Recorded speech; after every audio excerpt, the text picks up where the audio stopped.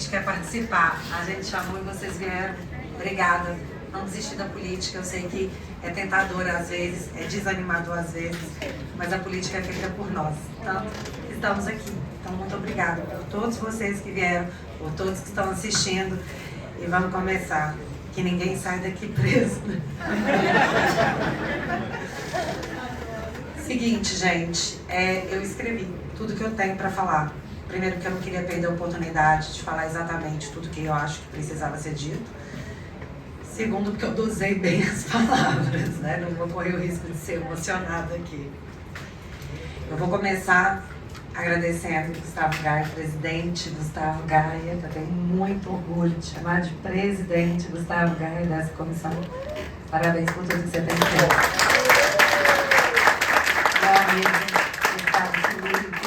Carolina de Tony. Gente, eu vou citar o nome de todo mundo, não. Que bom, deputados, que vocês estão todos aqui. Porque, igual a Ana Paula falou, a gente precisa de vocês. A gente sozinho, a gente, na verdade, se sente sozinho. Então, vocês têm que ser a cavalaria. Quem tem que ir na frente é vocês. E eu espero que vocês façam isso e vocês estão aqui, na cavalaria. Obrigada pela presença.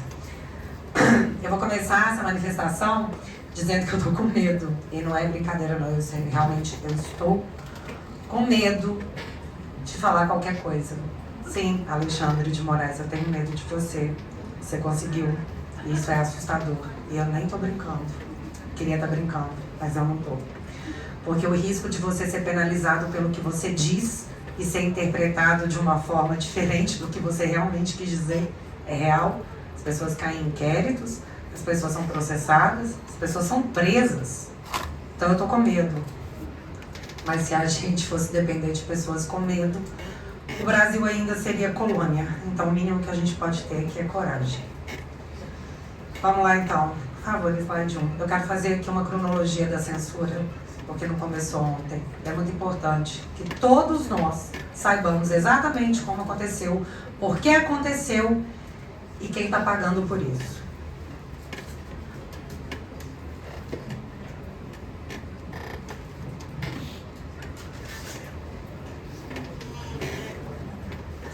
Área técnica. O pessoal da cabine está colocando a sequência dos slides. Só um instantinho, por favor.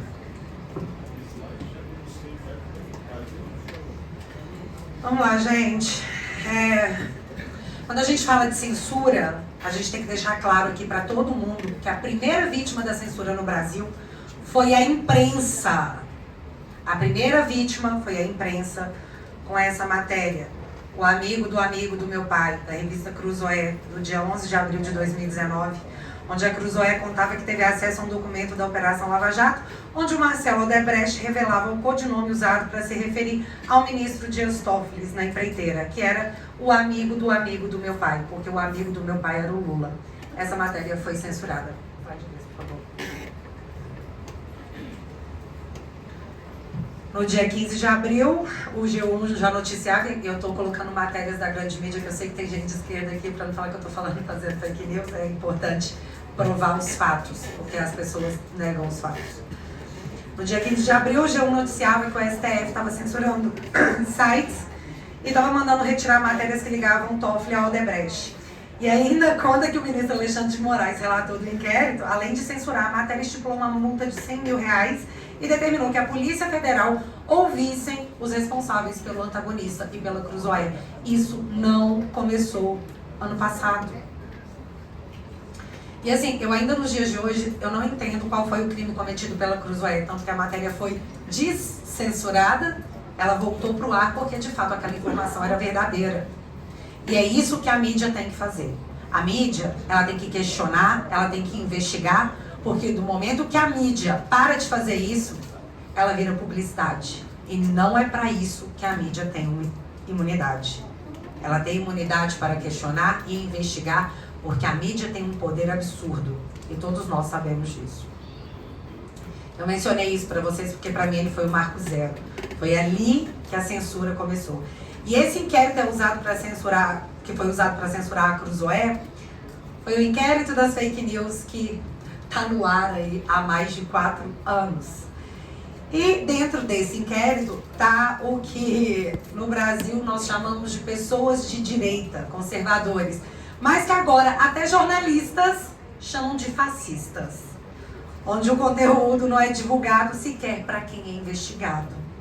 Você pode sofrer busca e apreensão, ser interrogado pela Polícia Federal, ser acusado por toda a mídia de um crime ao qual você não faz a menor ideia do que é acusado e ninguém te fala o fato específico. Ninguém se dá ao trabalho de contar para quem é acusado e investigado o que foi que aconteceu. Ninguém sabe, mas o assassinato de reputação é intenso. Eu, durante um tempo, fui chamada de blogueira bolsonarista, dá até saudade, porque agora eu sou a investigada por disseminar fake news, acusada de espalhar fake news. Quais fake news? Nem eles sabem. Só, você pode colocar para mim o próximo slide, por favor? A prova apresentada até hoje, que nós fazemos parte de uma organização criminosa, é essa coisa ridícula aqui. É ridículo. Isso está como prova. E o que é isso? Pela lógica da investigação, eles se seguem no Twitter, eles pensam igual, eles se compartilham uns aos outros. Então, obviamente, se trata de uma organização criminosa que faz disseminação de fake news. Quais, nós não sabemos, mas a gente faz de forma coordenada porque a gente se segue no Twitter. Isso aqui é uma prova que não foi contestada. Os juristas desse país acharam que foi uma prova ok. Tudo bem, pode ser prova. Isso foi considerado uma prova. Eu achei que as redes sociais serviam pra gente poder identificar pessoas que a gente acha que parece com a gente. Que a gente curte, não tudo, algumas coisas. E essas coisas a gente compartilha. E aí você pensa, nossa, que pessoa legal, vou seguir ela. Eu achei que era isso. Mas aparentemente não. É só coisas criminosas mesmo. E assim nasceu o inquérito das fake news, que nasceu para investigar a Cruzoé. Agora ela foi usada para tragar bolsonaristas. Não existe outro nome. A pedido da PGR, na verdade esse inquérito deu filhos, e a pedido da PGR, o filho desse inquérito foi arquivado, que é o inquérito dos atos antidemocráticos. Também um inquérito aberto de ofício. Só a PGR pediu para arquivar, e aí o Alexandre de Moraes falou assim, beleza, vou arquivar. Abre outro igual, por favor. E assim nasceu, eu não tô brincando, isso aconteceu. E assim nasceu o inquérito das milícias digitais. Por favor. E o que ele investiga? Aqui no print está mostrando que em 2023 é a 6ª vez que esse inquérito é prorrogado. A 6ª. No chamado inquérito das milícias digitais, a Polícia Federal apura a existência de uma organização criminosa que teria agido com a finalidade de atentar contra o Estado Democrático de Direito e se articularia em núcleos políticos de produção, publicação e financiamento. Gravem bem isso. Esse é um ponto muito importante porque é aqui que eu enxergo a perseguição ideológica mais ampla e eu posso provar o meu ponto. Eu fui intimada pela Polícia Federal a prestar depoimento nesse inquérito. As perguntas eram surreais. Por exemplo, quanto eu ganhava de superchat no YouTube. O problema é que eu não faço live, então eu não recebo superchat. E assim, ficou claro que era uma tentativa de criminalização de quem recebia esse superchat. Ó, vocês estão sendo financiados por aí. Engraçado que a gente até chegou a denunciar em São Paulo os pimbas do MBL, né? Parece que eles pegaram e reproduziram pra gente. É engraçado como é sempre só com a gente. Mas se eu fiz 5 lives no meu canal até hoje, em mais de 3 anos de canal, foi muito.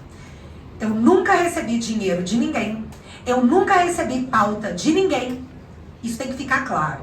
A SECOM nunca me mandou um informe dizendo como eu deveria rebater as críticas e nunca, na minha vida, eu sentei com nenhum político para negociar o meu apoio a qualquer projeto que seja. Isso nunca aconteceu. Eu, Bárbara, nunca fiz isso. E eu sou investigada no inquérito das milícias digitais. Porém, agora eu posso, e na verdade eu preciso apontar quem faz. E não é de agora. É. Mensalinha do Twitter.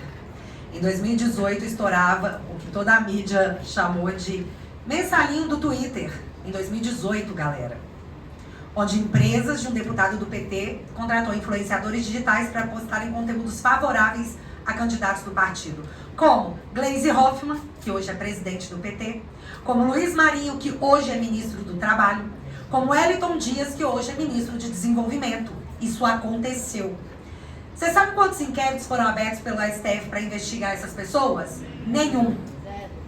Sabe quantas buscas e apreensão essas pessoas sofreram? Nenhuma. E apesar de todas as provas, porque eram vastas provas, inclusive uma pessoa envolvida, ela fez uma espécie de confissão. Sabe quantas pessoas responderam criminalmente por esses crimes? Nenhuma. Só que isso foi em 2018. Já é um tempo distante, né? Vamos vir aqui para 2022? Milícia digital do PT ganha espaço no futuro governo e estreia muito mal. Essa matéria é de novembro do ano passado. A gente não fala que é muito antiga.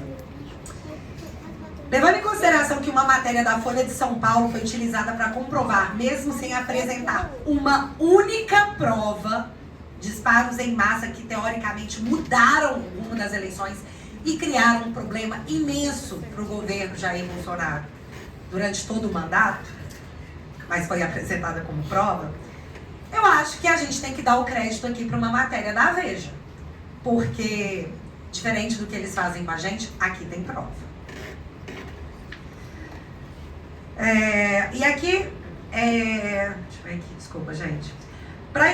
Matérias jornalísticas foram usadas para poder embasar decisões judiciais. Quem não lembra aí do Metrópolis e os empresários que tiveram uma conversa vazada, uma conversa privada vazada, e empresários sofreram busca e apreensão, tiveram bloqueio de bens e foram banidos das redes sociais. E fique claro, um desses empresários ousou postar um emoji. Ele não falou nada, ele postou um emoji.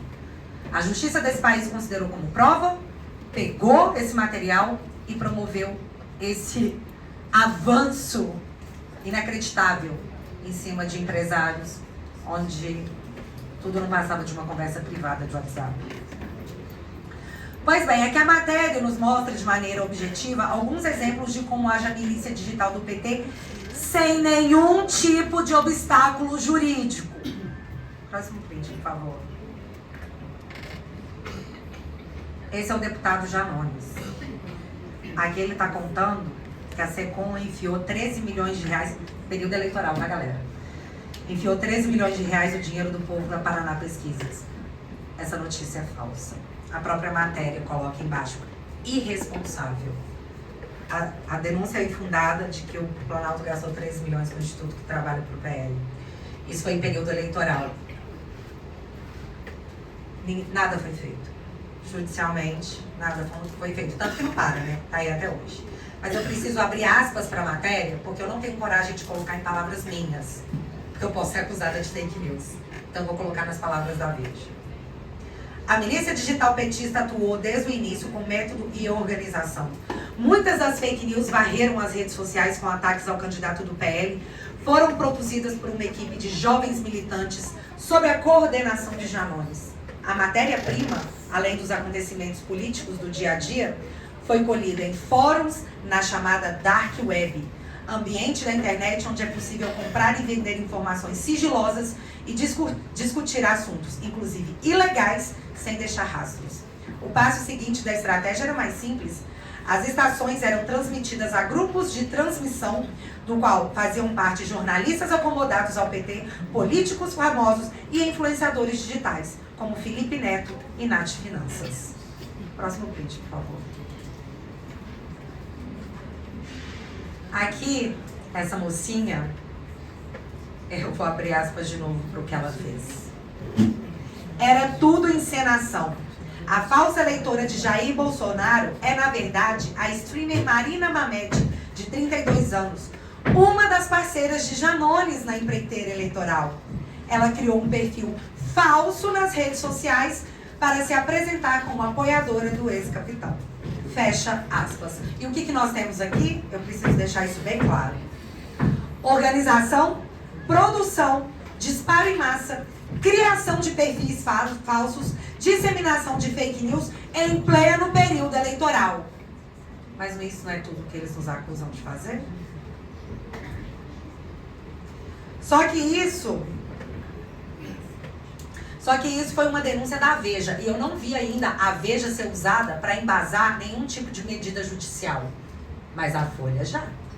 A Folha já foi usada. Então vamos ver a matéria da Folha. Próximo print, por favor. De um passado super distante, conhecido como anteontem.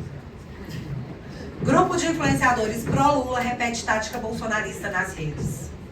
A matéria diz que, além de defenderem o governo nas redes, eles usam uma tática de contra-ataque que, em momentos de desgaste, eles pegam então um momento de desgaste e usam a tática. Usando mentiras contra a família do antecessor Jair Bolsonaro para poder desviar o foco. E sim, eles dão exemplos. Olha só, tem materialidade. Um exemplo desses é um homem chamado Rony Telles, influenciador de esquerda, que pegou uma fala da Michelle Bolsonaro dizendo que os móveis que ela retirou eram seus, da sua casa. E postou dizendo que a Michelle falou assim: gente, os móveis que eu tirei do Alvorada eram meus, eram da minha casa. Foi o que ela falou. E olha como ele reproduziu no Twitter. Abre aspas. Michelle diz que móveis projetados por Oscar e Ana Niemeyer tirados do Alvorada eram seus e criticam Lula. E aí, quando ele foi questionado pela Folha de São Paulo, foi atrás para perguntar. Ele respondeu que era só uma brincadeirinha, que o Twitter era um lugar para coisas mais ácidas, mais sátiras. Era brincadeirinha. Eu não tô brincando. Foi o que o senhor Rony Telles falou. Isso está na matéria. Mais um influenciador na matéria afirma que tem contato com a SECOM e que sim, recebe material do governo, coisa que nós nunca fizemos. É importante vocês gravarem essa informação porque eu já vou mostrar o porquê. No outro momento da matéria, a Folha mostra o influenciador de esquerda Thiago Reis, que eu acredito que muitos conheçam, que publicou que a ex-primeira-dama, quando estava todo mundo falando sobre a Janja, tá lá em Portugal comprando uma gravata caríssima, o que pra mim é problema dela. Eu não tô nem aí se a Janja compra 50 gravatas de 1 milhão. Se for com o dinheiro dela, o problema é dela. O que eu achei ruim é que não bate muito com o discurso do esposo dela, o atual presidente da República, que diz que a classe média ostenta um padrão acima do necessário e que não precisa de ter 2 televisões. E aí você vai lá e compra uma gravata caríssima numa empresa de luxo. Pra mim é incoerente. Mas não deixa de ser um problema dela. É um problema dela. E qual é o problema que eu vejo nisso? Que esse influenciador também está na matéria da Folha. Disse que Michelle Bolsonaro, quando esteve em Dubai, comprou um sapato de 20 mil reais com dinheiro público. E isso só para rebater as críticas que a Janja estava recebendo. Isso está na matéria. A matéria também mostra o atual ministro da SECOM, seu Paulo Pimenta, e isso é muito importante. Pode pôr o próximo print. Que tempos atrás disseminou em suas redes sociais a ideia de que a facada contra Jair Bolsonaro era falsa, chamada de fakeada. Tá aí, ó. Esse aí é o print dele, tá? E desse trabalho. E isso é importante, porque o Bloco de Esquerda Brasil 247 produziu um documentário onde induziu quem assistia a pensar, de forma clara, que a facada foi falsa, como o próprio título diz, uma fakeada no coração do Brasil. E como estamos falando de censura, vale ressaltar que o Brasil Paralelo teve a produção com o tema Quem Mandou Matar Jair Bolsonaro censurada sem que o conteúdo fosse conhecido. E o que nós temos aqui é um atual ministro desse governo colocando na rede social que hospitais estão mentindo para a população, que médicos estão mentindo para a população, que existe um esquema monstruoso de desinformação e mentira que é acobertada para convencer a população que Bolsonaro sofreu uma facada. Porque para ele é uma fakeada. E é óbvio que ele pensa isso, porque isso é a publicação dele. Galera, eu falei para vocês que eu nunca recebi dinheiro de ninguém. Nem instrução da SECOM, nem de nenhum parlamentar para postar algo. E eu deixo claro também que eu nunca sentei à mesa para negociar meu apoio a nenhuma pauta do governo. Nunca! Isso nunca aconteceu. Agora eu quero mostrar uma coisa para vocês.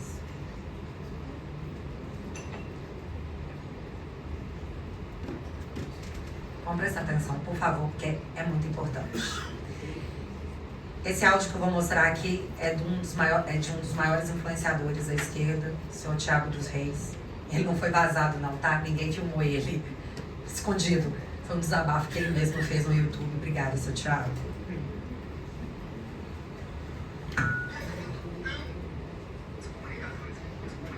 Vale a pena um contexto anterior?